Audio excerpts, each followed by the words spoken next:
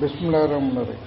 அல்லாஹ்வின் மீது ஆணையாக நீங்கள் திரும்பி சென்றபின் உங்கள் சிலைகளை உடைப்பேன் என்றும் கூறினார்.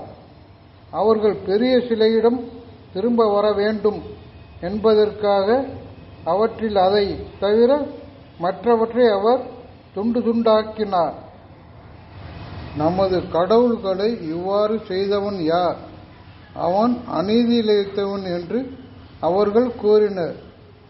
ஓர் இளைஞர் அவற்றை விமர்சிப்பதை செவியுற்றுள்ளோம். அவர் இப்ராஹிம் என்று குறிப்பிடப்படுவார் என கூறினார். அவரை மக்கள் பார்வைக்கு கொண்டு வாருங்கள், அவர்கள் சாட்சி கூறட்டும் என்றனர்.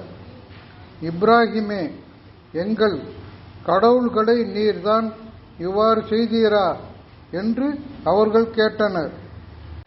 அதற்கவர், இல்லை, அவற்றின் பெரிய சிலையே இவ்வாறு செய்தது.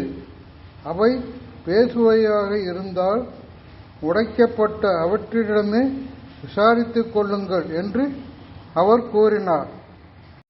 உடனே விழிப்படைந்து, நீங்கள்தாம் இவற்றை வணங்கியதன் மூலம் அநீதி இழைத்தீர்கள் என்று தமக்குள் பேசிக்கொண்டனர்.